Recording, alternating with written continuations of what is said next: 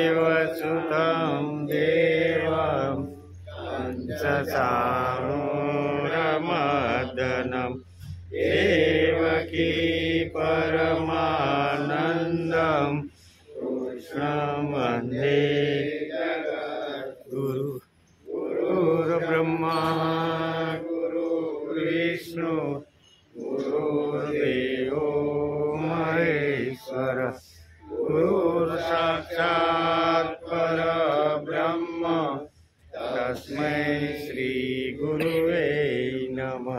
नारायणं नमस्कृत्यं नरं चैव नरोत्तमं देवीं सरस्वती व्यासं ततो जयमुदीरयेत् ततो जयमुदीरयेत्।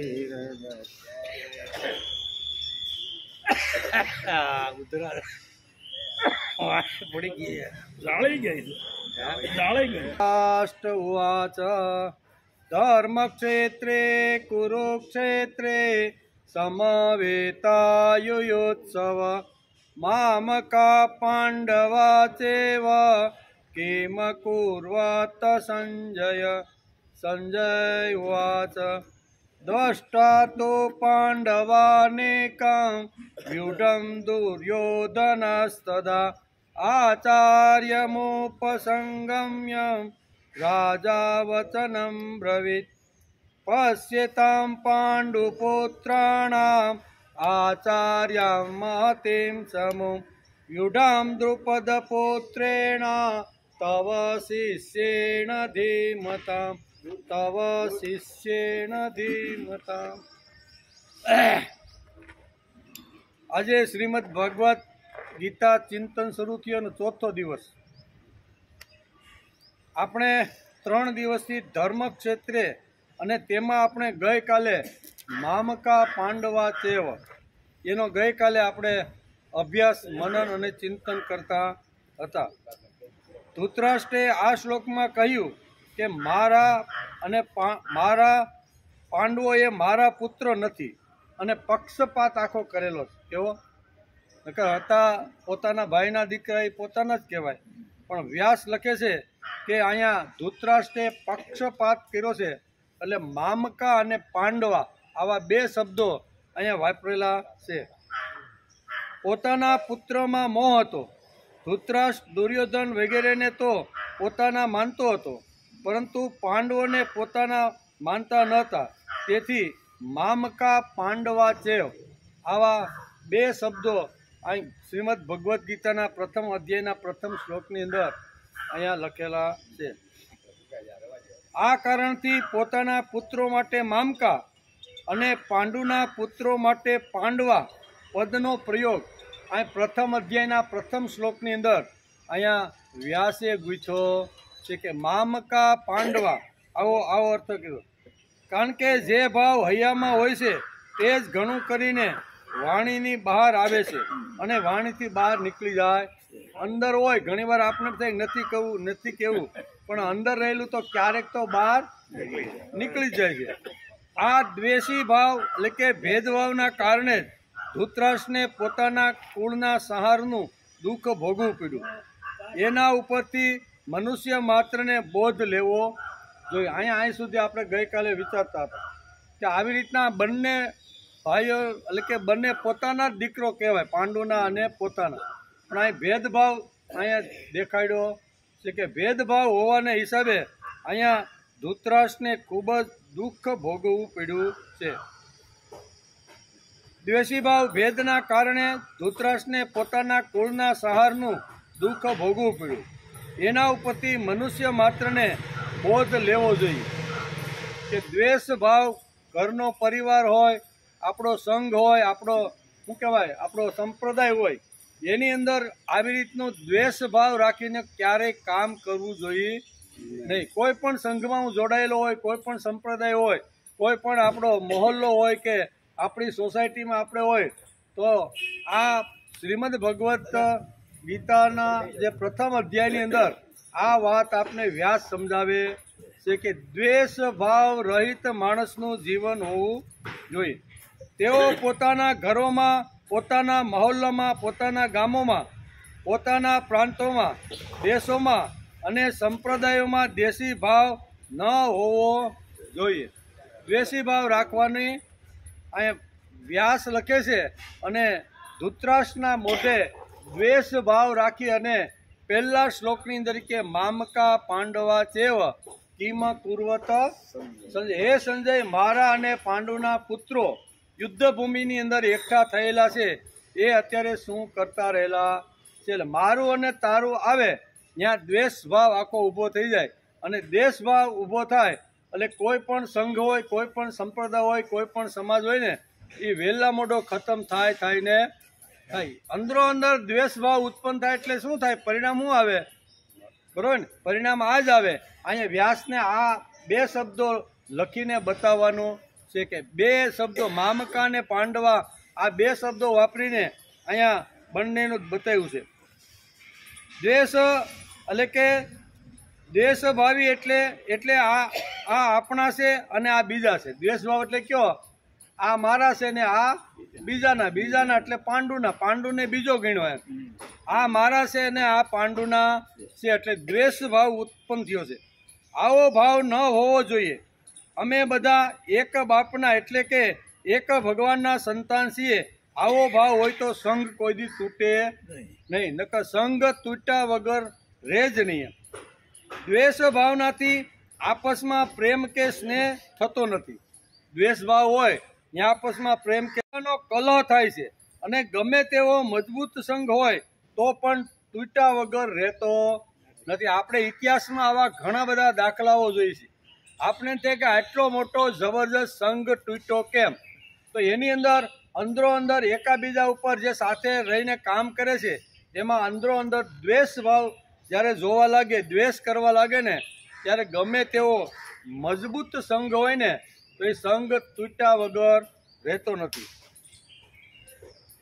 શ્રીમદ ભગવદ્ ગીતા વાંચવી, સાંભળવી, તેનો શાસ્ત્રીય રીતે અભ્યાસ કરવો, આ એક વાત છે. અને ગીતાને પ્રત્યક્ષ નાચતી જોવી એ પણ બીજી વાત.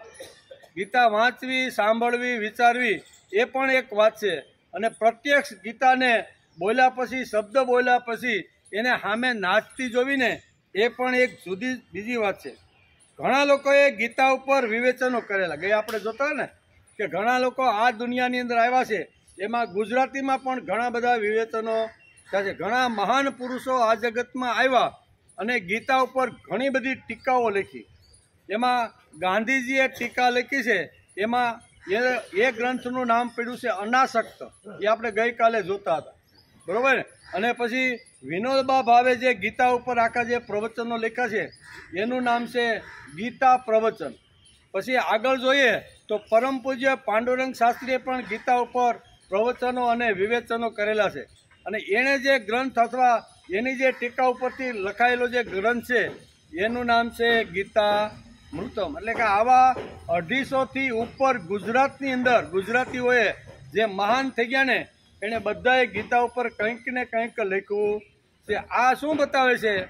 ગીતાની મહાનતા બતાવે છે. એક વાંગમય ઉપર, એક પુસ્તક ઉપર આટલા લોકો આટલું સરસ રીતે લખી અને સમાજમાં મૂકે, અને છેલ્લે તો એને લખવું જ પડે કે આ ગ્રંથનો અમે તાગ મેળવી શક્યા નથી. આ ગ્રંથનું એટલું બધું ઊંડાણ છે કે એના તળિયા સુધી અમે જઈ શક્યા નથી. છતાંય અમારી વાણી પવિત્ર કરવા માટે અમે આખો આ વાંગમય ઊભું કર્યું છે, એમ કરીને છેલ્લે લખીને સહી કરી દઈએ. કહેવાનો અર્થ કે વાણીને પવિત્ર કરવા માટે આપણે પણ અહીંયા ભેગા થયા સહી. એમ કે ગીતા ઉપર એટલે કે ગીતા ઉપરના તેમના પ્રવચનોની સંપૂર્ણ વાગગંગા પવિત્ર છે. છતાં એ ગંગા પર જેમ તીર્થસ્થાનો હોય છે તેમ તેમની વાંક ગંગા પર ઘણા એટલે કે પણ યથાસ્થાને તીર્થો રચાઈ જાય છે. મહાપુરુષો જે વખતે ગીતા ઉપર બોલવા બેસે, ગીતા ઉપર લખવા બેઠે ને ત્યારે એમાં ઘણા બધા તીર્થોનું સર્જન થઈ જાય છે.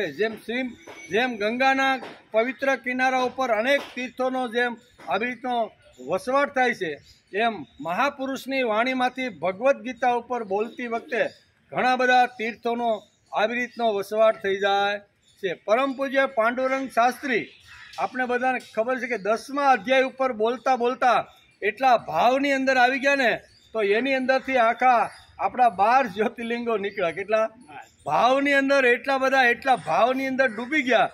અને એમાંથી સોમનાથથી શરૂઆત કરી અને 12 જ્યોતિર્લિંગો ઉપર એને સરસ મજાના પ્રવચનો કરેલા છે. એટલે મહાપુરુષોના જે વાણી છે એમાંથી નીકળેલા જે શબ્દો છે, બોલતા હોય ગીતાના 10મા અધ્યાયમાં, પણ એની વાણીની અંદર એટલો ભાવ પ્રગટ થાય છે ભગવાન ઉપરનો, તે આખા આવા તીર્થ સ્થાનોનું સર્જન થઈ જાય છે ને. એવું ઘણા બધા મહાપુરુષના જીવનની અંદર આપણે જોવા મળે છે. તીર્થસ્થાનો સમગ્ર માનવ જાતને પ્રેરક, પોષક અને ઉત્સાહદાયક હોય છે. ધૃતરાષ્ટ્રના પક્ષમાં 11 અક્ષણી સૈન્ય, ભીષ્મ, દ્રોણ, કર્ણ જેવા મહારથીઓ હતા, છતાં પરાજય પામ્યા. શા માટે? તો કે અંદરના દ્વેષ ભાવને હિસાબે. કોઈ પણ સંઘમાં હું જોડાયો છું અને એમાં સંઘમાં રહેલા જો અંદર દ્વેષ ભાવ રાખે તો ગમે તેવો સંઘ તૂટ્યા વગર રહેતો. ખાલી કલ્પના કરો કે 11 અક્ષણી સૈન્ય જેણે એકઠું કર્યું હોય અને એટલો મોટો સંઘ તૂટ્યો કેમ, મર્યો કેમ, શું કહેવાય, પાતાળની અંદર દટાઈ ગયો કેમ ભાઈ? તો એની કારણ, ઘણા બધા કારણો પાંડુરંગ શાસ્ત્રી આ ગીતામૃતમ નામનું એનું જે વાંગમય છે ને એમાં લખે છે. પિતામહ ભીષ્મ જે વખતે અહીંયા સરસેનાપતિ બનીને કુરુક્ષેત્રના મેદાનમાં લડવાનો જ્યારે પ્રથમ દિવસે જ્યારે વિચાર કરે છે ને, ત્યારે પિતામહ ભીષ્મ દુર્યોધનને કહે છે, શું કહે છે કે હું જ્યાં સુધી મેદાનમાં હોય ને ત્યાં સુધી કર્ણ મેદાનમાં આવવો જોઈએ. આ દ્વેષભાવ બતાવ્યો. હું નકર એક જ ક્ષેત્ર ઉપર બધા લડવા માટે ભેગા થયા હતા, પણ શું કહે છે કે જ્યાં સુધી હું મેદાનની અંદર સરસેનાપતિ હોઉં ને ત્યાં સુધી હું કર્ણને મેદાનમાં આવવા, જો આ તારી શરત તને મંજૂર હોય ને તો હું સરસેનાપતિ બનું. આમ પિતામહ ભીષ્મ દુર્યોધનને કહે છે. અને વાત પણ એવી બની કે વાંધો નહીં, તમે લડો. અને ઓયલો ભાઈ કેટલા દિવસ સુધી અકળાણો, 10 દિવસ સુધી, કેટલા સાવણીમાં જાય, ઊંચા નીચો થાય કે આ પિતામહે તો આ બધું કેવું કરી નાખ્યું કે મારું સત્યાનાશ કાઢી નાખ્યું, બરોબર ને? આવું કર્ણને થવા એનું કારણ શું છે? કોઈ સંઘની અંદર જે એક જ પક્ષમાં લઈને લડવા માટે જે તૈયાર થઈ ગયા હોય, બરોબર, એની અંદર જો દ્વેષ ભાવ હોય, એની અંદર જો કલહ હોય ને તો એ સંઘ કોઈ દી રહેતો નથી. ગમે તેટલો મોટો સંઘ હોય ને, ગમે તેટલો હોય, પણ સંઘ તૂટ્યા વગર ન રહે. તેથી અહીંયા વેદવ્યાસ લખે છે કે મામકા પાંડવા કહે, અને અહીંયા 2 વિચારધારા આખી ઊભી કરી અને એને હિસાબે આખો સંઘ તૂટી ગયો છે. આટલું જ નહીં, આપણે દુનિયાના ઇતિહાસ વાંચી અથવા ભારતીય સંસ્કૃતિની અંદર જે આપણા ભાવ સ્થાનો છે ને એમાં જો આપણે અભ્યાસ કરીને તો એની અંદર પણ જબરજસ્ત જેમણે કામ કર્યું છે, જેણે આખી પૃથ્વી ઉપર સ્વર્ગ લાવી અને આખી દુનિયાને સ્વર્ગ જેણે બનાવ્યું છે ને, એવા ચંદ્રને પણ ક્ષય લાગ્યો છે. આપણે વાંચી તો ખબર પડે. સોમનાથનો ઇતિહાસ જેણે વાંચ્યો છે ને, કે સોમનાથના ઇતિહાસના પાયાની અંદર કઈ કઈ વાતો છે, એ વાતોનો જો આપણે વિચાર કરીએ તો આપણે ખબર પડે કે બરોબર એનો પુરુષાર્થ, એનું સૌંદર્ય, એનું કર્તૃત્વ, એની દિવ્યતા, એની પાસે કામ કરવાની જે ધગસ, આમ કરીને આખી પૃથ્વી ઉપર એણે સ્વર્ગ નિર્માણ કરી દીધું. એટલો મોટો સંઘ, એટલો મોટું જબરજસ્ત આખું બધું એણે ઊભું કર્યું. પણ એ સંઘની અંદર અંદર જ્યારે આવી રીતની ઘર્ષણ થવા લાગ્યા ને ત્યારે આખો સંઘ તૂટી ગયો. એટલે એની જે પ્રભા હતી, ચંદ્રની પ્રભા પણ ચાલી ગઈ અને એનું કર્તૃત્વ પણ ચાલ્યું ગયું. પ્રભા અને કર્તૃત્વ ચાલ્યું જાય અને માણસ પાંગળો થઈ જાય છે. અને પછી ભગવાનને અહીંયા રોહિણી સાથે કહે છે કે હવે શું કરવું? હવે તમે કોઈ કામ કરી શકવાના નથી, કારણ કે તમારું કર્તૃત્વ ખલાસ્યું અને તમારા જે સસરા દક્ષ છે એણે તમને શ્રાપ આપી દીધો કે તને તારા સંઘની અંદર અમે જે 27 કન્યાઓને તારી સાથે જે પરણાવી છે એની અંદર તું આખો ભેદભાવ ઊભો કર્યો. આ રોહિણી મારીને બાકી સવી મારીને આવો તે ભેદભાવ તારા કુટુંબમાં, તારા ઘરમાં તે ઊભો કર્યો છે. એટલે જા, હું તને શ્રાપ આપું છું કે તારો આવી રીતનો સંઘ ખલાસ.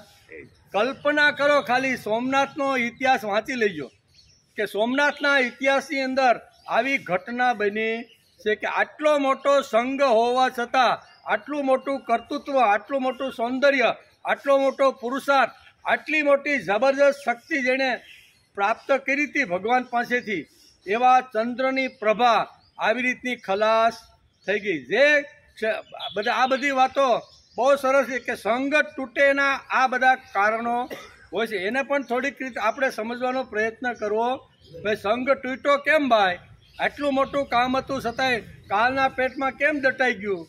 તો એના પણ ઘણા બધા કારણો છે. એમાં મહાભારતની અંદર પણ અહીંયા ધૃતરાષ્ટ્રનો 11 અક્ષોની જે સૈન્ય હતું એ ખલાસ થઈ એનું કારણ સંઘની અંદર અંદરો અંદર આવી રીતની બધી દેશભાવ ઊભો થયો હતો. દેશભાવથી આપસમાં પ્રેમ અને સ્નેહ થતા નથી, પણ ઉલટાનો કલહ થાય છે. સંઘ આપણે જે ઊભો કર્યો હોય ને એમાં શું થાય? કલહ થાય. પૂજ્ય પાંડુરંગ શાસ્ત્રી ગીતાના 10મા અધ્યાયમાં બુદ્ધિ જ્ઞાનના સમૂહો ભાવ સ્થાનો પર બોલતા બોલતા ભાવ વંદના કર્યા, અને એમાં એણે ચંદ્રને પણ યાદ કરેલો છે કે ચંદ્ર જેવો મહાન કર્તૃત્વવાન હતો ને એનો પણ સંઘ તૂટ્યો.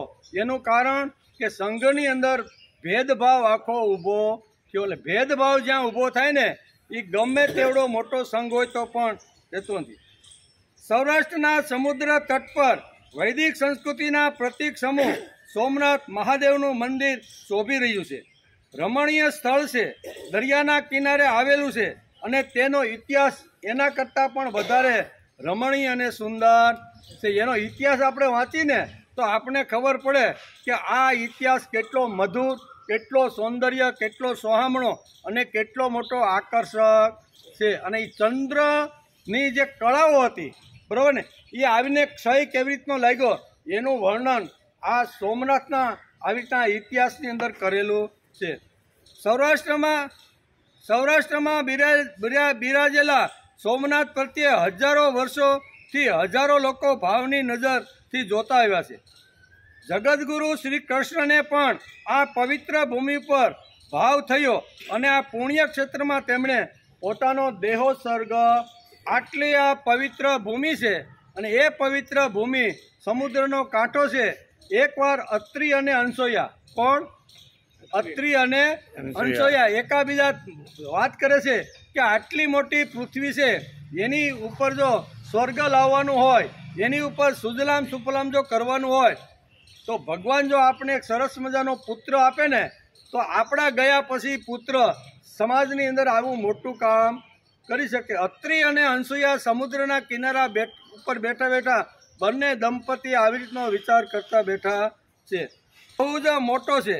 એના 4 પ્રકાર છે તપસ્યાના. ઘણા લોકો તપસ્યા કરે, શા માટે કરે છે? અહીંયા અત્રિ અને અનસૂયાએ પણ તપસ્યા સમુદ્રના કિનારા ઉપર અહીંયા શરૂઆત કરી. એમાં 4 પ્રકાર પાડ્યા. એક ભૌતિક તપસ્યા, બીજી પુણ્યાર્થે કરેલી તપસ્યા, એક ત્યાગાર્થે કરેલી તપસ્યા, અને ચોથી છે મોક્ષ માટે કરેલી. આ 4 પ્રકાર તપસ્યાના આપણા શાસ્ત્રકારોએ પાડ્યા છે. એમાં કઈ તપસ્યા હતી? તો કે આપણે મોક્ષ તો જોતો નથી, પણ આપણા ગયા પછી આપણે જે કામ ઊભું કરેલું છે ને એને હજારો વર્ષ ટકાવી શકે ને એવો એક આપણે પુત્ર રત્ન જોઈ છીએ. આમ કરી અને તપસ્યા કરી અને ભગવાને પણ સુંદર મજાનો એક બાળકનો જન્મ થયો અને એનું નામ પાડ્યું ચંદ્ર. કેવો? પુત્ર તો ઘણાય થયા, દુર્વાસા થયા છે, પછી દત્તાત્રેય, દુર્વાસા અને સોમ એટલે ચંદ્ર. 3 દીકરાઓનો ઉલ્લેખ કરવામાં આવ્યો છે. પણ એમાં ચંદ્રનો ઉલ્લેખ અહીંયા સોમનાથની પાછળ જે છે એનો વિચાર કરવામાં આવે છે. અત્રિ અને અનસૂયાની તપસ્યાના પરિણામ સ્વરૂપે તેમને શિવજીના પ્રસાદથી એક પુત્ર થયો. તે પુત્ર કર્તૃત્વવાન અને શૂરવીર હતો. વૈભવ અને સૌંદર્ય લઈને જન્મેલો આ પુત્ર હતો. એણે તપસ્યા ભગવાન શિવજીને નમસ્કાર કરી અને બંને જણા તપસ્યા કરવા લાગ્યા. ભગવાન પ્રસન્ન થયા અને ભગવાને એને સુંદર મજાનું પુત્ર રત્ન તરીકે એક દીકરાને જન્મ આપ્યો.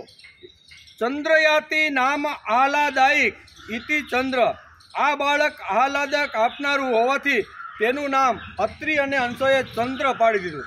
કે આ છોકરો બહુ સારો છે, તેજસ્વી છે, સૌંદર્યવાન છે, એટલે એનું નામ શું પાડ્યું? ચંદ્ર. ચંદ્ર મોટો થયો, તેની પાસે શીતલતા હતી, સૌમ્યતા હતી, શાંતિ હતી, શૌર્ય હતું, પ્રકાશ હતો, રૂપ હતું અને સૌંદર્યનો ખજાનો હતો. આ બધા જ ગુણો ધીમે ધીમે ધીમે આ મોટો થવા લાગ્યો. આ બધા જ ગુણો એની અંદર આવવા લાગ્યા. તેણે જુદા જુદા યજ્ઞો કર્યા. ચંદ્ર કર્તૃત્વવાન હતો, તેથી અત્રિ અને અનસૂયાને ખૂબ જ આનંદ થયો કે અમે આને જન્મ આપીને અમે કૃતકૃત્ય થઈ ગયા છીએ. બરોબર, મોટા મોટા યજ્ઞો કરી અને સમાજને સુસંસ્કૃત બનાવવાનો અહીંયા ચંદ્ર જબરદસ્ત પ્રયત્ન કરે છે. આવા પ્રભાવશાળી પુત્રને જોઈ માતા અનસૂયાએ કહ્યું કે બેટા હવે પરણી જા. હું કે યુવાન થયો, યજ્ઞ કરવા લાગ્યો, મોટા મોટા સારા કામ કરવા લાગ્યો ને, એટલે વધારે ચિંતા કોને હોય? માને હોય. એટલે માએ કીધું કે બેટા હવે તું પરણી જાતો સારું. એમ કે રત્નમ એટલે કે રત્નમ સમા ગચ્છતિ કાંચને, તું પત્ની લાય. બીજું મારે કાંઈ હવે જોતું નથી, તું પત્ની લાય. એક વખત ચંદ્ર ફરતો ફરતો એક સરોવરના કાંઠે આવ્યો. નિસર્ગ જોઈ તેમાં તલ્લીન થયો. ચંદ્રની બુદ્ધિમત્તાનું કૌતુક કરી શકે એ તેવા કર્તૃત્વ જોડે ઊભા રહી શકે તેવી ત્રૈલોક્ય સુંદરી એની સામેથી આવતી જોઈ. જેટલા ગુણ અહીંયા કોની અંદર હતા? ચંદ્ર. એટલા જ ગુણવાળી એક સૌંદર્ય યુવતી સરોવરને કાંઠે એની સામે એને આવતી જોઈ. એમ કે છોકરી તારું નામ શું છે? બંને મળ્યા તો કે મારું નામ રોહિણી છે, હું દક્ષની પુત્રી છું, મારા પિતાનું નામ ત્રૈલોક્યમાં જાણીતું છે અને મારા બાપા મને વારંવાર પરણવાનો આગ્રહ કરે છે, પણ મારા જેવું સૌંદર્ય, મારા જેવા ગુણ, મારા જેવું રૂપ અત્યાર સુધી મને કોઈ યુવાનિયામાં જોવા મળ્યું નથી, તેથી હું કુંવારી છું. અહીં પૂછ્યું ચંદ્રે કે તું કોણ છો? તો કે દક્ષ રાજાની પુત્રી, મારું નામ છે રોહિણી. તો કે પરિણી કેમ નથી? એ કે પરણવાની ઈચ્છા થાય છે, પણ ગમે તેવા ગધેડાને મારે પરણવું નથી. મારા જેવો કર્તૃત્વવાન, મારા જેવો સૌંદર્યવાન, મારા જેવો આવી રીતનો જે બુદ્ધિમાન અને જે જબરદસ્ત જેની અંદર આવી રીતનું સૌંદર્ય હોય ને, એવા છોકરાની શોધની અંદર હું છું, તેથી હું અત્યાર સુધી કુંવારી રહી છું. કોણ કે છે? દક્ષ પ્રજાપતિની દીકરી રોહિણી. એ પણ સરોવરની કાંઠે ફરવા માટે આવી હતી. એમ કે એટલે એણે આ કીધું, છોકરી તારું નામ શું? રોહિણી. હું દક્ષની પુત્રી છું, મારા પિતાનું નામ ત્રૈલોક્યમાં જાણીતું છે ને. કોણ આ સસરા હતા? શંકર ભગવાનના. એટલે પ્રખ્યાત જ હોય ને. એમ દક્ષ પ્રજાપતિને 60 છોકરીઓ હતો, તેમાં કેટલીક પ્રજાસૃષ્ટ અને કેટલીક માનસસૃષ્ટ હતી. પ્રજાપતિ દક્ષ રાજા તેને 60 દીકરીઓ હતી, કેટલીક બનાવેલી. માન આજે ઘણા નથી પરણાતા, કોઈ કે આપણે 100 પૌણાઈ, કોઈ કે 200 પૌણાઈ, કોઈ કે 5 પૌણાઈ. આમ જે પૌણાય એ માનસ પ્રજા કહેવાય. એટલે અહીં દક્ષ રાજાને આવી રીતની 60 જે દીકરીઓ હતી ને, એમાં ઘણી દીકરી માનસ સૃષ્ટિથી હતી, એટલે બીજાની દત્તક લીધેલી કે ભાઈ આ દીકરીના જે કાંઈ કર્યાવા લગ્ન પ્રસંગ આવું જાવું જે કાંઈ છે ને એ મારા તરફથી, એમ કરીને દક્ષ રાજાએ આવી દીકરીઓને દત્તક લીધેલી હતી. એમ કરીને એની પાસે કેટલી દીકરીઓ હતી? 60. 60 દીકરીમાં પાછો એક જે 27નું આખું ગ્રુપ હતું. એમાંય ગ્રુપ હોય ને, એટલી બધી 60 છોકરીઓ ઘરમાં ભેગી થાય એટલે હવે નાના મોટા ગ્રુપ તો હોય જ. આ 27નું એક ગ્રુપ હતું. એટલે અહીંયા રોહિણી કહે છે કે મારા પિતા જે દક્ષ છે ને, એને અમે 60 દીકરીઓ છે અને એમાં અમારું 27નું એક ગ્રુપ છે, પણ અમે 27એ નક્કી કર્યું છે કે અમે જ્યાં પરણીને જ્યાં જઈને ત્યાં એક આરે એક છોકરાને અમારે પરણવાનું છે. એટલે આ અગવડ બહુ મોટી છે. ચંદ્ર કે કાંઈ વાંધો નહીં, હું તમારા ઘરે આવું છું. ઘરે ગયા, અત્રિ અને અનસૂયાને બોલાવ્યા. બરાબર. અને અત્રિ અને અનસૂયાને બોલાવીને કહે છે કે આ તમારો દીકરો મારી પુત્રી અહીંયા રોહિણી સાથે લગ્ન કરવા ઈચ્છે છે, પણ મારી મોટી સમસ્યા છે. દક્ષ રાજાએ કહ્યું કે મારું જે 60 દીકરીનું આખું જે મંડળ છે ને, એમાં 27 દીકરીઓ તો નક્કી કર્યું છે કે એક જ જગ્યાએ અમે જવા તૈયાર છીએ, પણ આટલી મોટી આટલો મોટો સંઘ તમારા દીકરા સાથે કેમ રહે? દક્ષ રાજાએ જ્યારે બધી પરીક્ષાઓ અને ચંદ્રને બધું પૂછ્યું, માતા પિતાને બધું પૂછ્યું અને એ સંબંધ નક્કી થયો. દક્ષ રાજાએ આ 27 કન્યાઓને અહીંયા ચંદ્ર જોડે પરણાવી દીધી. ધામધૂમથી બધી શું કહેવાય વહુને લઈ અને ચંદ્ર પોતાના ઘરે આવ્યો. એમ કે ચંદ્ર પોતાની પત્નીઓને લઈને ઘરે આવ્યો. ફરીથી ચંદ્ર યજ્ઞ કરવા લાગ્યો.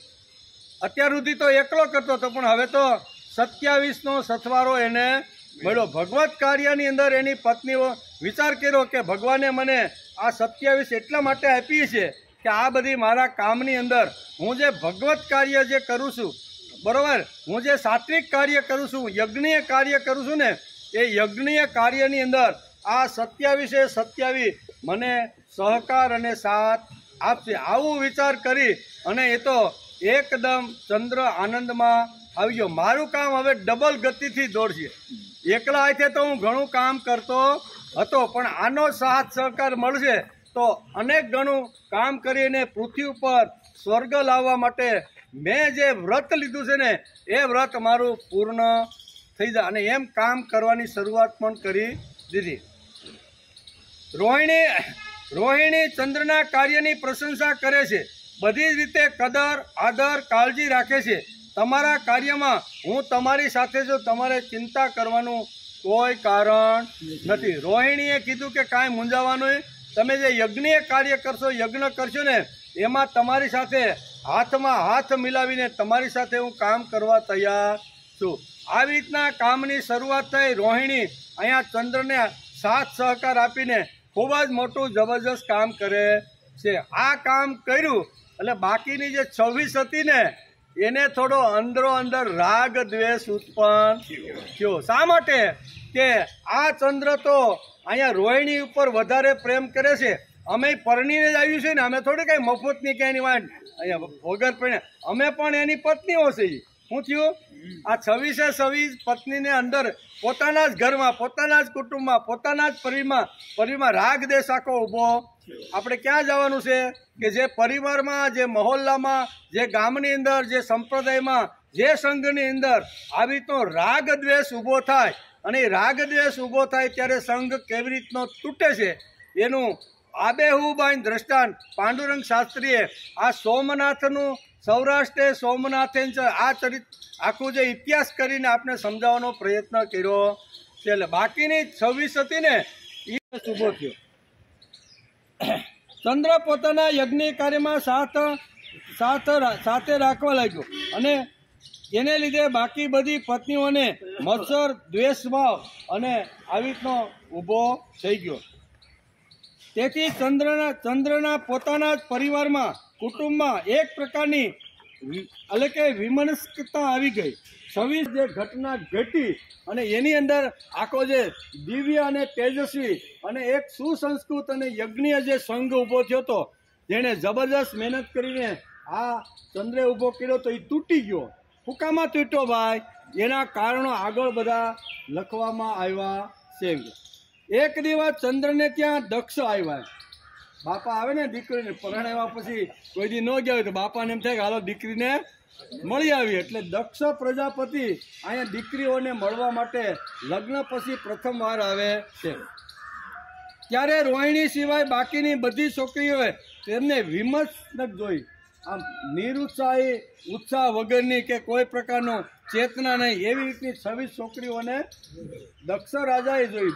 અને પિતા છે ને એ દીકરીને કોઈ નાનું સરખું દુઃખ હોય ને તો પણ પિતાથી સહન થતું નથી. એટલે દક્ષ વિચાર કરે છે કે રોહિણી તો એકદમ અકડે ઠાઠ આવી રીતની છે અને બાકીની 26 ઉપર કોઈ તેજ દેખાતો નથી, કોઈ ભાવ દેખાતો નથી, કોઈ આદર દેખાતો નથી. દક્ષ રાજા વિચાર કરવા લાગ્યો. ચંદ્ર ક્યાંક બહાર યજ્ઞીય કાર્ય માટે રોહિણીની બે ગયા હતા એટલે હળવેકથી પૂછી લીધું કે તમે 26ને શું અગવડ છે?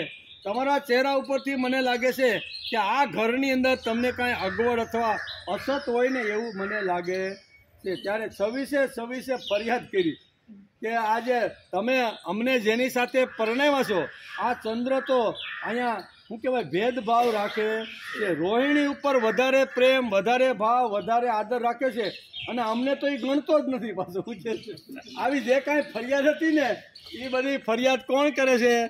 26 છોકરી પિતાને ફરિયાદ કરે છે. પિતા ફરિયાદ સાંભળે એટલે પિતાને તો થાય ને કે જે હેતુથી મારી દીકરી સુખી થાય, સંસાર સારામાં સારો રહે, એવી અપેક્ષાથી મેં એને પરણાવી હતી, અને મારી દીકરીને તો તે બહુ અગવડ છે. દક્ષ રાજા પણ વિચાર કરવા લાગ્યો. આવી રીતની ઘણી બધી ચર્ચાઓ થઈ, ઘણી બધી વાતો થઈ, અને રોહિણી અને આવી રીતનો ચંદ્ર પાછા કામ કરીને આવે છે, નમસ્કાર કરે છે, બધું જ કરે છે, અને પછી હળવેકથી પાસે બેહાડી જમાઈરાજને થોડોક મીઠો ઠપકો આપે છે કે મેં તમારી સાથે મારી 27 દીકરીના જે લગ્ન કરેવા એ શા માટે કરેવા છે? તો કે ધર્મે ચ, અર્થે ચ, કામે ચ, નાતી ચરામી. આ મારી જે કન્યાઓ છે ને એ તમારા ધર્મ, અર્થ અને કામ, આ 3 કામની અંદર તમારી સાથે રહીને કરશે. તો તમે તો એના પ્રત્યે દ્વેષભાવ રાખો છો, તમે તો એના પ્રત્યે ભેદભાવ રાખો છો. આવો ભેદભાવ તમારે રાખવો જોઈએ ને. આમ કરી અને દક્ષ રાજા અહીંયા ચંદ્રને મીઠો ઠપકો આપે છે. ચંદ્ર કહે છે કાંઈ વાંધો નહીં, મારી ભૂલ છે, હું કે ભેદભાવ તમારે રાખવો જોઈએ. બહુ સરસ રીતે ઘણો સમય સુધી બેઠક કરી, કબૂલાત પણ આપી કે હવે પછી આવું બનશે નહીં. એટલે હવે તમારી દીકરીઓ જે રોહિણી સાથે હું જે ભાવ, પ્રેમ, આદર રાખું છું એટલો જ બાકીની હું જેને પરણીને લાવ્યો છું એ 26 હું આવી રીતનો રાખું. આમ કરી અને ઘણો સમય વીતી ગયો. બાપને ફરીથી લાગ્યું કે 6-8 મહિના વીતી ગયા છે, મને જેને કબૂલાત આપી છે એ તો બરોબર છે કે કાંઈ ફેરફાર થયો? એટલે દક્ષ રાજા પાછા અહીંયા ચંદ્રને ઘેરે જમાઈરાજને ત્યાં આવે છે. જમાઈરાજને ત્યાં આવ્યા તો હવે તો બધી રડવાનું ચાલુ થયું. ઓલી વખતે રડ્યું નહોતું, હવે તો એકદમ ટોક મૂકીને બાપાને જોયો ને અને એકદમ 26 જે કન્યાઓ હતી, જે ચંદ્રની પત્નીઓ, એ બધી રડવા લાગી. બાપ દક્ષ કહે છે કે દીકરી તમને એટલું બધું શું અગવડ છે, શું દુઃખ છે? ત્યારે એને આખી ભાઈ તમે કબૂલાત તાની પાસે લેવડાવી હતી, પણ આના વર્તનમાં કાંઈ ફેરફાર ન થયો કે જરાય. તમે કીધું, એને કીધું હતું કે હું કબૂલાત આપું તો કે હવે પછી આવી ઘટના બનશે નહીં. પાછી તો ઈ જ ચાલુ થઈ ગયું. પાછો ચંદ્રને બોલાવ્યો, ધમકાવ્યો, અને ધમકાવીને કીધું કે એક વાર આવી રીતે કબૂલાત કર્યા પછી પણ જે વચનનું પાલન કર્યું નથી, એટલે જા હું તને શ્રાપ આપું છું કે તને તારા આવી રીતનો જે શૌર્ય છે, તારું તેજ છે, તારા જે ગુણો છે, તારું જે રૂપ છે, એનું તને અભિમાન છે ને કે મારી પાસે આટલું કર્તૃત્વ છે, મારી પાસે આટલું રૂપ છે, મારી પાસે આટલું બળ છે, મારી પાસે આટલું સૌંદર્ય છે, મારી પાસે આટલી શક્તિ છે ને, આ બધાનો તારો ક્ષય થઈ જાય. કોણે શ્રાપ આપ્યો? દક્ષ રાજા એકદમ ક્રોધમાં આવી ગયા કે આ કબૂલાત આપ્યા પછી આ જમાઈરાજ છોકરીઓ પ્રત્યે થોડોક ભેદભાવ રાખે છે, એટલે એને શ્રાપ આપીને ઈ તો વયા ગયા એને ઘેરે, જ્યાં જવાનું હતું ત્યાં, બરોબર, કંઠકલમાં જઈને બેસી ગયા. હવે પાછળથી આ જે 27 જે કન્યાઓ હતી ને એને વિચાર થયો કે ગમે એમ તો અમારા પતિનું તેજ જાય, સૌંદર્ય જાય, સાહસ, થોડીક જરૂરિયાત હતી, પણ પિતા ક્રોધે ભરાવીને અમારા પત્નીને જે શાપ આપ્યો છે ને એ તો ભયંકર છે. અને બધી જ દીકરીઓ 26 ને 27ની રોહિણી બધા જ પિતાને ત્યાં આવે છે કે અમારી ભૂલ થઈ ગઈ, તમે મારા પતિને આવી રીતનો શ્રાપ આપ્યો છે ને એ તમે પાછો ખેંચી લ્યો. આવો ભયંકર શ્રાપ સહન ચંદ્રથી, કારણ કે આટલું મોટું કર્તૃત્વ, મોટા યજ્ઞ કરી અને આખા રાષ્ટ્રને જેણે સ્વર્ગ સમાન જેણે બનાવ્યું છે ને, એટલો મોટો સંઘ જેણે તૈયાર કર્યો છે ને, એ સંઘ તમારા શ્રાપથી તૂટી જશે. કે ભાઈ તૂટવો હોય તો તૂટે, રહેવો હોય તો રહે ને જાવો હોય તો જાય, પણ મને સાપ આપતા આવડે છે, પાછો ખેંચતા આવડતો. શું કે છે? મને સાપ આપતા આવડે છે, પાછો ખેંચતા આવડતો નથી. આપી દીધો એટલે આપી દીધો. બધી દીકરીઓ વિચાર કરે છે. 26ને તો બહુ ન લાગ્યું, પણ રોહિણીને એકદમ લાગ્યું.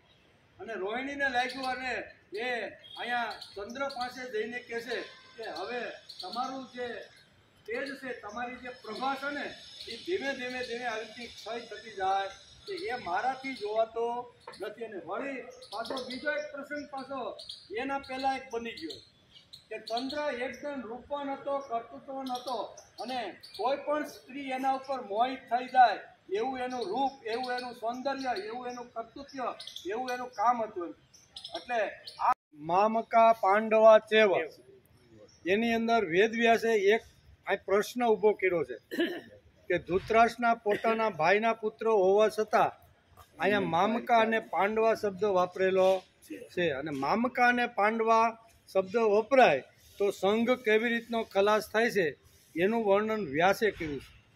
વ્યાસે તો કર્યું જ છે, પણ શ્રીમદ ભગવદ્ ગીતા ઉપર હજારો લોકોએ આવી રીતની ટીકાઓ અને મોટા મોટા ગ્રંથો પણ લખ્યા છે. એની અંદર પણ વિવેચન કરતા ઘણા બધા મહાપુરુષોએ ઘણી રીતે આ મામકા અને પાંડવાને સમજાવવાનો પ્રયત્ન કર્યો છે. આપણે પણ મામકા અને પાંડવા સમજાવવા માટે આપણે અહીંયા સંઘ કેવી રીતનો ખલાસ થાય છે, કારણ કે છેલ્લે આપણે ગઈકાલે જોતા હતા, બરાબર ને, કે જે સંઘની અંદર અથવા જે સમૂહની અંદર રાગ દ્વેષ મતભેદ અથવા ભેદભાવ ઊભા થાય તો ગમે તેવો સંઘ હોય ને, એ સંઘ હોય, મહોલ્લો હોય, સંપ્રદાય હોય, તો એ બધા ખલાસ થયા વગર રહેતા નથી. ગઈકાલે આ છેલ્લા શબ્દોની અંદર વ્યાસે લખ્યું તો એનો આપણે વિચાર કરતા હતા. એના ઉપર અત્યારે થોડું ઘણું મનોમંથન આપણે કરવાનો પ્રયત્ન કર્યો છે કે આ દ્વેષભાવ જે શબ્દ અહીંયા જે શું કહેવાય શ્રીમદ ભગવદ્ ગીતામાં વ્યાસે જે લખ્યો છે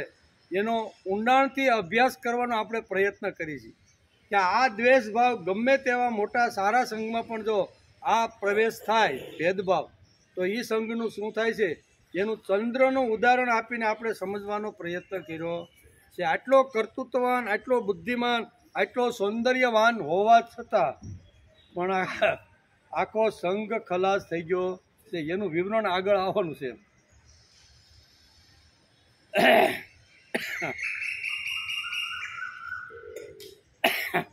ત્યાર પછી ચંદ્રના જીવનમાં એક બીજો જ ઇતિહાસ બની ગયો. ગુરુ બૃહસ્પતિની પોતાની પત્ની પર ચંદ્રનું મન ખેંચાણ થયું. રોહિણીએ ચંદ્રને સમજાવી અને ભૂલ કબૂલ કરાવી કે તમારું સૌંદર્ય જોઈને ભલભલા આવી રીતે તમારા ઉપર મોહિત થઈ જાય છે. બૃહસ્પતિની જે પત્ની હતી, બરાબર ને, એ પણ તમારા ઉપર મોહિત થયા, તમે એના ઉપર મોહિત થયા, પણ અમે તો 27 છીએ, તો તમારે બહાર જવાનું અથવા બીજી કન્યા અથવા સ્ત્રી ઉપર કુદ્રષ્ટિ રાખવાનું કારણ શું? એટલે તમે પર સ્ત્રી ઉપર કુદ્રષ્ટિ એક તો રાખી છે. એક તો અહીંયા સંઘની અંદર આવી રીતનો ભેદભાવ ઊભો થયો અને પ્રજાપતિ દક્ષએ શ્રાપ પણ આપી દીધો છે કે જા તારી બધી જે શક્તિ છે, તારું બધું જે સૌંદર્ય છે, તારી જે પ્રભા, તું જેમ કૂદાકૂદ કરે છે ને બધું, એ બધું ખલાસ. આવા અનેક પ્રકારના વિઘ્નો અત્યારે ચંદ્ર ઉપર આવવા લાગ્યા છે. કેમ કે અહીંયા રોહિણીએ ખૂબ સમજાવ્યો, ભૂલ કબૂલાત કરી અને કાન પકડીને ચંદ્રે કીધું કે હવે કોઈ દિવસ હું આવી ભૂલ કરીશ નહીં. પરત સ્ત્રી ઉપર તો હું દ્રષ્ટિ નાખીશ નહીં. મારી ભૂલ થઈ ગઈ કે આ પરત સ્ત્રી તરફ મારી દ્રષ્ટિ ગઈ છે એમ કે. ત્યાર પછી ચંદ્રના જીવનમાં એક આ વળાંક આપ્યો, યોગ્ય ભાષામાં, યોગ્ય અર્થમાં, યોગ્ય બુદ્ધિમાં ઉતરે એવી રીતનું રોહિણીએ એને સમજાવ્યું. બરાબર, રોહિણી પણ એના જેવી બુદ્ધિમાન હતી. ચંદ્રની બુદ્ધિમાં ઉતરી જાય ને એવી હળવેકથી બધી વાતો કરીને સમજાવ્યું. ચંદ્રે કબૂલાત આપી પાપ પ્રક્ષાલન કર્યું કે મારી ભૂલ થઈ ગઈ છે, પાપ થઈ ગયું છે, હવે હું પાપ પ્રક્ષાલન કર્યું. અને 26 પત્નીથી ની ઉપેક્ષા એનાથી સહન થાય નહીં. બધું સહન થાય પણ આ સહન થાય નહીં. પિતા પાસે જઈ પછી ફરિયાદ કરે છે, આપણે જોયું. દક્ષ ગુસ્સે થયા, ચંદ્રને બોલાવ્યો, કબૂલાત આપવા છતાં કેમ સરખી રાખતો નથી? પરણતી વખતે તે સોગંદ ખાધા હતા, તે પ્રતિજ્ઞા તું પાળી શક્યો નથી. દક્ષના આંતરડાનો ઉકળાટ બોલી વીઠો. હું આંતરડાનો ઉકળાટ હતો ને એ બોલી વીઠો.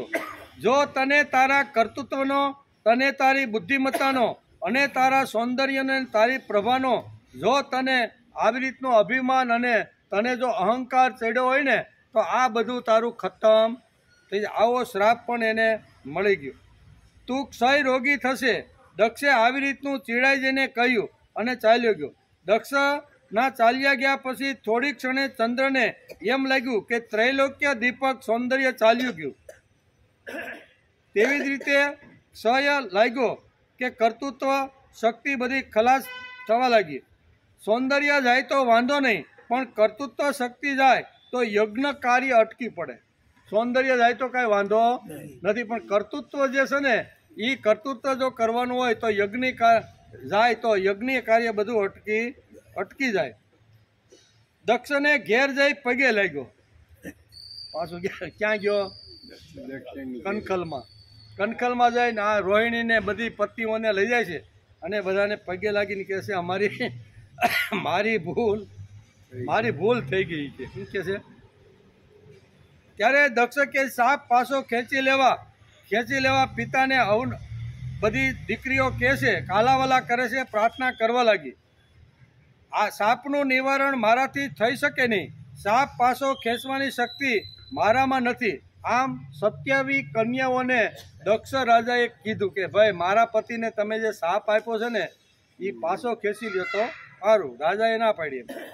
રોહિણી વિચાર કરવા લાગી કે બાપના હૈયામાંથી કળકળતા અંતઃકરણથી સાપ આવ્યો છે, એને હવે કોણ ખેંચશે? બાપના કળકળતા હૈયામાંથી આ શ્રાપ નીકળ્યો છે તો ખેંચશે કોણ? રોહિણીએ કહ્યું કે હે સ્વામિનાથ, આપણી ભૂલ થઈ ગઈ છે. સાપને પરિણામે તમારે અને તમારી પ્રભાને જ્યારે ક્ષય લાગશે ત્યારે જગતનું શું થશે?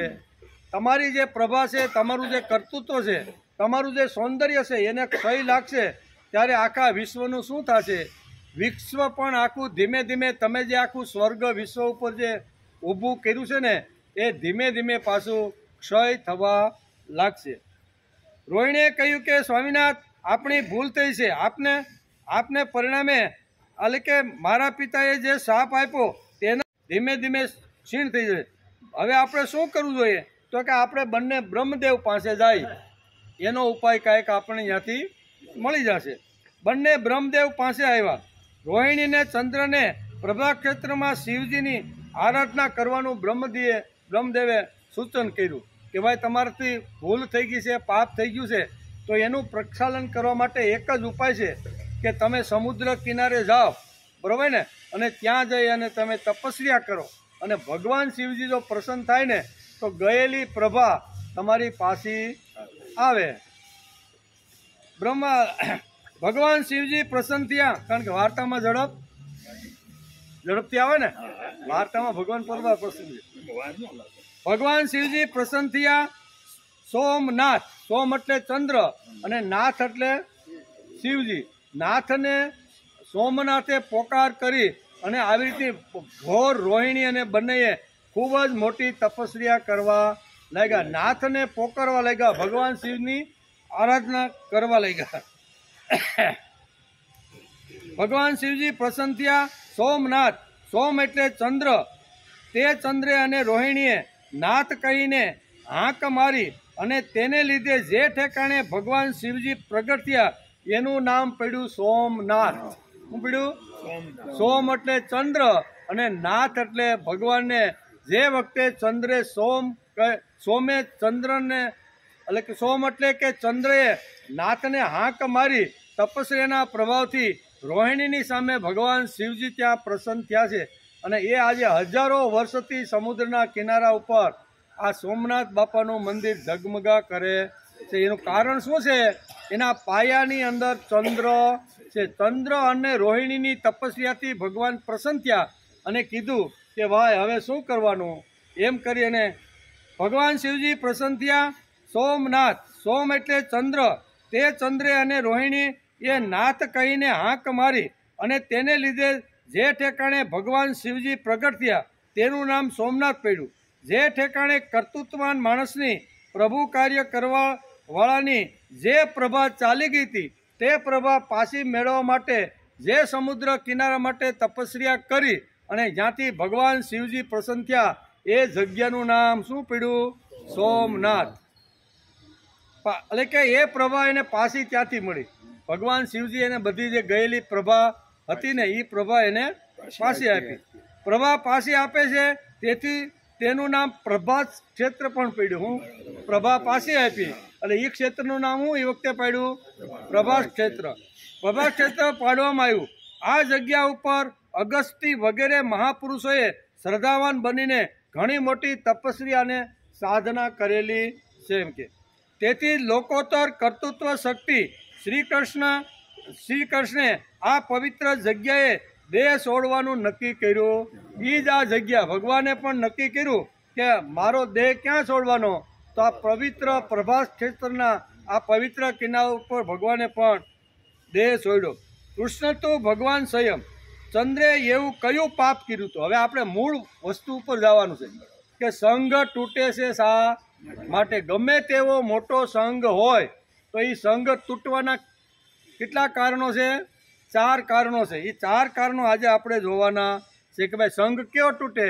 પછી કુટુંબનો પરિવારનો સંઘ હોય, સમાજનો સંઘ હોય, સંપ્રદાયનો સંઘ હોય કે કોઈ બીજા અનેક આવી રીતના સંઘ હોય. સંઘ જ્યારે તૂટે છે ને ત્યારે એ આખો ગમે તેટલો મોટો હોય તો પણ સંઘ ખલાસ થઈ જાય છે. ચંદ્રે એવું કયું પાપ કર્યું હતું ભાઈ? આપણે આખો ઇતિહાસ શું કહેવાય સંક્ષિપ્તમાં લીધો. કેટલો? 10% જ લીધો છે.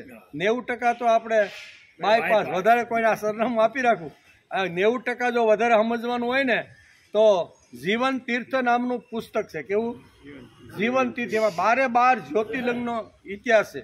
અને હા, એમાં સોમનાથથી શરૂઆત કરી અને છેલ્લે પરલિયામ વૈદ્યનાથન સુધીના બધા આવી રીતના 12 જ્યોત. એની અંદર આ બધી વાતો પાંડુરંગ શાસ્ત્રીએ પોતાના પ્રવચનમાં આવી રીતની વાતો કરેલી છે. એને આજે આપણે સમજવાનો કર્યો.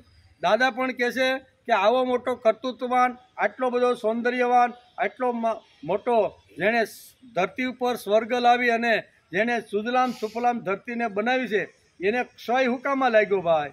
ધીમે એ ક્ષય થયો, એની પ્રભા ઓછી થઈ, એનું કર્તૃત્વ ઓછું થયું, એની વિદ્વમતા હતી બધી ખલાસ થઈ. તો એના 4 કારણો બતાવે છે. 4 કારણોના હિસાબે અહીંયા ચંદ્રની બધી જ શક્તિ ખલાસ થઈ જાય છે.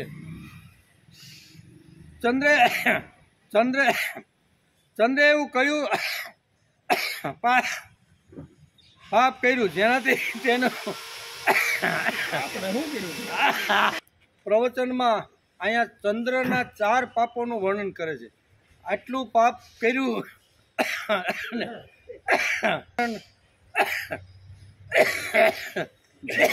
પાપો ક્યાં કર્યા ચંદ્રે? તો પહેલું પાપ એને કીધું, ચંદ્રે વૃદ્ધોનો અનાદર કર્યો. શું કર્યો? દક્ષ વૃદ્ધ હતા, એને બહુ કબૂલાત અપાવી, બધું એને સમજાવી, ફોલાઈન પટ્ટું બધું કર્યું, પણ પાછો ચંદ્ર એના રસ્તે ચડી. કબૂલાત આપ્યા પછી વૃદ્ધોનો એને વારંવાર અનાદર કર્યો. કોઈ પણ સંઘ ખલાસ થાય છે. સંઘની અંદર યુવાનો પણ હોય, સંપ્રદાયમાં યુવાનો પણ હોય ને વૃદ્ધો પણ હોય છે. પણ એની અંદર જ્યારે વૃદ્ધોનો અનાદર થવા માંડે, બરોબર, ખલાસ થઈ જાય છે. બીજો, તેણે કરેલી પ્રતિજ્ઞાનું પાલન ન કર્યું. પ્રતિજ્ઞા લીધી ને કે ભાઈ આજથી હવે 26 છોકરીઓને રોહિણીની જેમ હું રાખવાનો પ્રયત્ન કરી. પ્રતિજ્ઞા ભંગ થયો એટલે એને ક્ષય લાગ્યો. ત્રીજું પાપ છે પોતાના માનેલા લોકોમાં પક્ષપાત કર્યો. આ સત્યાવી પોતાની જ કહેવાય ને, પણ એમાં એને પક્ષપાત કર્યો. અને ચોથો છે સ્ત્રી તરફ ભોગની નજર આવી.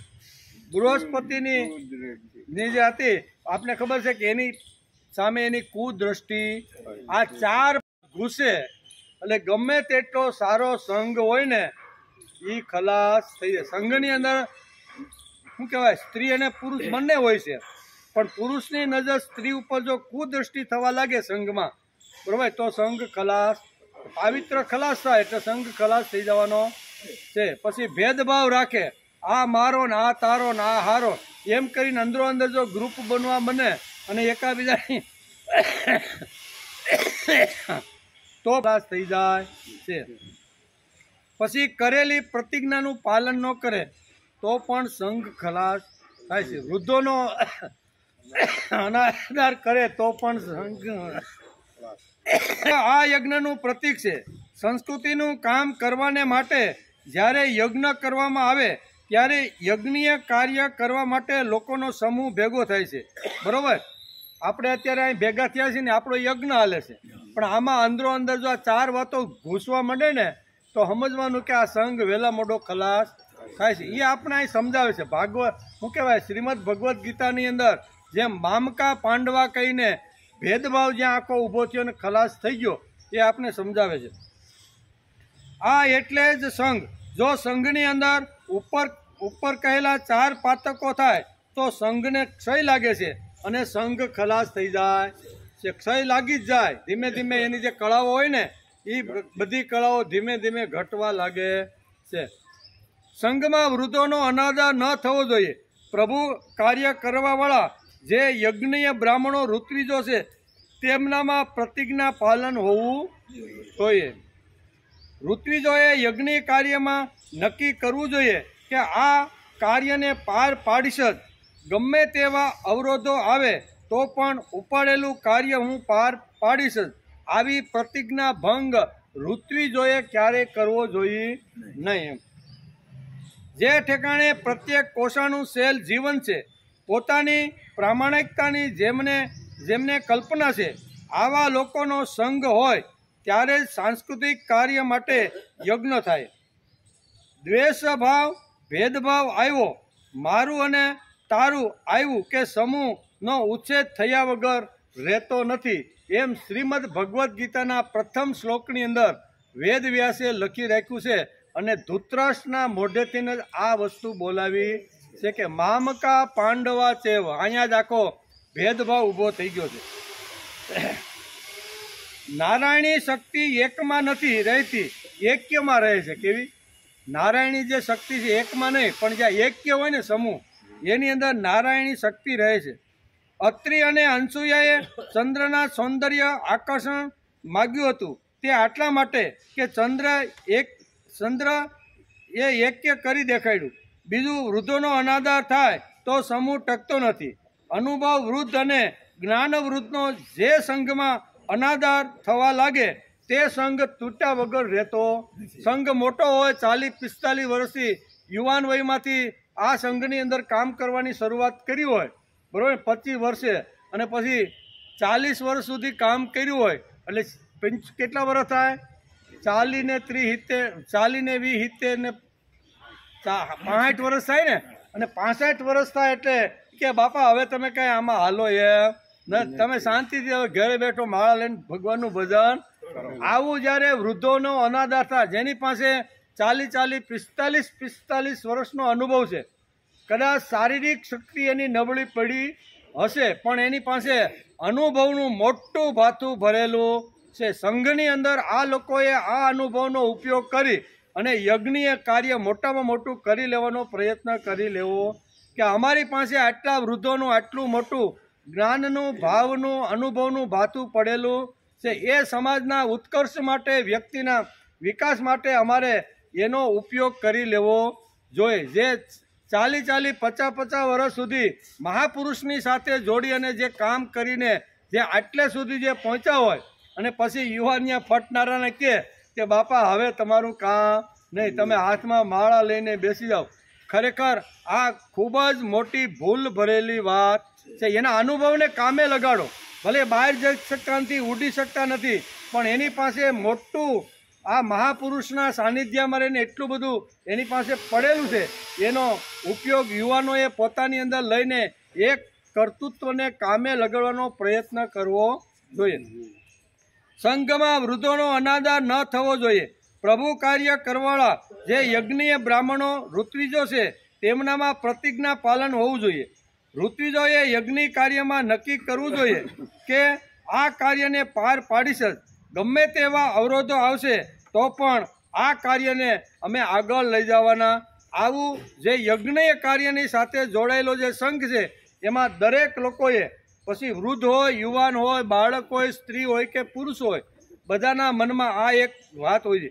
યજ્ઞીય કાર્યમાં એક વ્યક્તિનું પ્રતિજ્ઞા પાલન હોવું જોઈએ. પોતાના પરિવારના લોકોમાં પક્ષપાત ન હોવો જોઈએ. સમૂહ સંઘ આ યજ્ઞીય કાર્ય છે. આ સંઘની શક્તિ ઊભી થયા પછી તેની સ્ત્રી તરફ જોવાની અતિ પવિત્ર દ્રષ્ટિ હોવી તો સંઘ તૂટે નહીં. નકર સંઘ તૂટ્યા વગર રહે. ગમે તેટલો મોટો સંપ્રદાય હોય પણ સ્ત્રી તરફ જોવાનો ખોટો દ્રષ્ટિકોણ જ્યારે માણસનો થાય ને ત્યારે સમજવાનું કે આ ગમે તેવો હોય તો એનું અધપતન થયા વગર રહે નહીં. પૈસાના કદાચ જોરે, માનવ શક્તિના જોરે કદાચ થોડી વાર ઊંચા નીચા થાય, બરોબર ને, પણ જે હોય એ તો બહાર વહેલા મોડું આવે જ. એટલે કોઈ પણ સંઘની અંદર, કોઈ પણ સમૂહમાં, કોઈ પણ જગ્યાએ જ્યારે સમૂહ ભેગો થાય ત્યારે એમાં સ્ત્રી અને પુરુષો બંને ભેગા થતા હોય છે. તો પુરુષોએ સ્ત્રી તરફ જોવાનો પવિત્ર દ્રષ્ટિકોણ રાખે તો સંઘ કોઈ દી તૂટતો નથી. એમાં અહીં વેદવ્યાસને લખવાનું છે. આ સંઘની શક્તિ ઊભી થયા પછી તેની સ્ત્રી તરફ જોવાની નજર અતિ પવિત્ર હોવી જોઈએ. ધૃતરાષ્ટ્ર દિવાલ બનીને ઊભો રહ્યો. સેતુ બની કરતી ને એને ખરેખર સેતુ બન, ભાઈના ગયા પછી એ બાળકોને સંભાળીને સેતુ બનવાનો એને પ્રયત્ન કરવો જોઈએ. પણ સેતુ એટલે કે આવી રીતનો પુલ બનવાના હિસાબે પુલ બનવા ન બન્યો, પણ દિવાલ થઈને આડો ઊભો રહ્યો. ધૃતરાષ્ટ્ર દિવાલ બનીને આડો ઊભો રહ્યો, સેતુ નહીં. મારો અને આ પારકો આવ્યું ત્યાં હંમેશા સત્યાનાશ થઈ જાય. મારું અને તારું આવ્યું અહીંયા હંમેશા સત્યાનાશ થઈ જાય છે. કોઈ પણ યજ્ઞ સંઘ ખલાસ થાય જ. તેના 4 કારણો શાસ્ત્રકારોએ આપણે સમજાવ્યા છે. વૃદ્ધોની અવગણના એટલે અનુભવને લાત મારવી. વૃદ્ધોની અવગણના એટલે અનુભવ એની પાસે જે પડે છે એને લાત મારવાની, અનુભવને લાત મારવાની. વૃદ્ધો પાસેથી કંઈક મેળવવા જેવું છે. ભીષ્મ, દ્રોણ, કૃપાચાર્ય ને ધૃતરાષ્ટ્રે લાત મારી અને એનો એક શબ્દ સાંભળ્યું પણ માન્યું નહીં. ઘણી બધી આ લોકોએ એને ખૂબ જ મોટી સલાહો જ્યારે જ્યારે જરૂર પડી ત્યારે બધાએ ભીષ્મ જેવા મહાપુરુષે પણ આપેલી છે. પણ આ ધૃતરાષ્ટ્રે એક પણ એની વાત માની નથી. વૃદ્ધો પાસે શક્તિ નથી પણ સમજદારી છે. શારીરિક શક્તિ આપણા બધાની ખલાસ થઈ ગઈ ને, કોઈના કાન ગયા, કોઈના પગ ગયા, કોઈની વાણી ગઈ, કોઈનું બધું ગયું નહીં. શારીરિક શક્તિ વૃદ્ધોની ઘણીવાર ખલાસ થાય, એ તો પ્રકૃતિનો નિયમ છે કે વૃદ્ધો પાસે શક્તિ નથી પણ સમજદારી થોડી વહી ગઈ. 50-50, 40-40, 30-30 વર્ષ સુધી જે આખો ચડતી પડતી અને જે અનુભવ હોય એ તો સમજદારી એની પાસે, તેને કામે લગાડો. એની પાસે જે જ્ઞાન છે, ભાવ છે, પ્રેમ છે, ઉંમરને હિસાબે વયોવૃદ્ધ થઈ એની પાસે ઘણું બધું જ્ઞાનનો ટોપલો ભરેલો છે. એમાંથી સારા સારા રત્નો પડેલા છે ને એને કામે લગાડવા જોઈએ. જેની પાસે આંખ છે તેની પાસેથી આંખ મેળવી લ્યો. પાંખ મેળવવાની. પાંખ અહીંયા યુવાનિયા પાસે પાંખ છે અને વૃદ્ધો પાસે આંખ છે. આંખ અને પાંખ જો ભેગા થાય તો 100% કામ થાય કે ન થાય? સીતાની શોધ થઈ, રામાયણ આપણે વાંચતા ખબર હોય કે અહીંયા સીતાની શોધની અંદર સફળ સમૂહ શા માટે થયો? કે એણે સંપાતિની આંખનો ઉપયોગ કર્યો. સંપાતિએ કીધું કે અહીંથી 400 ગાઉ સમુદ્ર ઉપર એક લંકા નામની આવી રીતની ત્રિકૂટ નામની એક નગરી છે. એ નગરીની અંદર અશોક વાટિકા નામનો આખો એક જંગલ છે. એ જંગલના એક વૃક્ષની નીચે અહીંયા સીતા છે, એને હું જોઈ શકું છું, પણ વૃદ્ધ થઈ ગયો છું. કેવો? સંપાતિ શું કહે છે? હું મારું વૃદ્ધત્વ આવી ગયું છે, હું હવે ઉડી શકું એમ નથી. હું જ્યારે યુવાન હતો ને ત્યારે ગમે એટલા સાગરને કૂદવાના હોય ને તો હું કૂદાકૂદ કરતો હતો, પણ વયો વૃદ્ધ થઈ ગયો છું, બરોબર ને? એટલે તો આ ગુફામાં આવીને હું શાંતિથી પ્રભુ ભજન કરતો બેઠો છું. પણ મારી પાસે દ્રષ્ટિ છે, હું જોઈ શકું છું. તમારા યુવાનિયામાં જો કોઈની પાસે પાંખ હોય ને તો એ પાંખથી તમે મારા અનુભવનો ઉપયોગ કરી અને તમે ભક્તિની સીતાની શોધ કરી શકો છો. અને એનો અનુભવનો ઉપયોગ કર્યો કે નહીં? એ હનુમાનજી અને આખી જે વાનર સેના હતી ને એને સંપાતિ પાસેથી જે કાંઈ દ્રષ્ટિ હતી એ દ્રષ્ટિ એની પાસેથી મેળવી. હનુમાનજી પાસે પાંખ હતી, એ પાંખ અને આંખ બે જ્યારે મિલન થાય ને ત્યારે જ કોઈ પણ માણસ સફળ થઈ જાય છે. અને સફળ થયા કે નહીં? એકનો અનુભવ છે અને એકની પાસે કામ કરવાની શક્તિ છે. આ બંને ભેગા થવા જોઈએ. પણ શક્તિશાળી એમ વિચાર કરે કે હવે આ ડોહાને શું ખબર પડે, 70 વર્ષનો થઈ ગયો, હવે એને થેલો લઈને ખંભામાં ક્યાં બહાર કાઢો, ઘરમાં માળા ફેરવે તો સારું એમ, બરોબર? એટલે સમજવાનું કે કોઈ પણ ગમે તેવો સંઘ હોય ને એ સંઘ ઉપર વહેલા મોડી ધીમે ધીમે અસર થાય ને અનુભવ જેની પાસે પડેલો છે ને એનો ઉપયોગ માણસે કરી લેવો. સાંસ્કૃતિક કાર્ય હોય, યજ્ઞીય કાર્ય હોય, ભગવત કાર્ય હોય, તો ભગવત કાર્યની અંદર ઘણા વર્ષોથી જેણે પ્રાણ રેડીને જેણે મન, બુદ્ધિ, શક્તિ, ઇન્દ્રિયો અને વિત્તનો જેણે પ્રવાહ વેડાયો છે એવા અનુભવી લોકો પાસેથી અનુભવ લઈને યુવાનો જો કામ લાગે ને તો ડબલ વેગથી આ યજ્ઞીય કાર્ય વેગમાં આવે કે ન આવે? ના, અમે તો હવે અમારી બુદ્ધિમાન અમને જેટલું કરવાનું એટલું એમ ચાલે નહીં. મહાપુરુષે આવી રીતના કેવા મોટા જબરજસ્ત પ્રયત્ન કરી અને આટલો મોટો જબરજસ્ત સંઘ ઊભો કર્યો છે. કહેવાનો અર્થ કે વૃદ્ધો પાસે શક્તિ નથી પણ સમજદારી છે, તેને કામે લગાડો. જેની પાસે આંખ છે તેની પાસેથી આંખ મેળવો.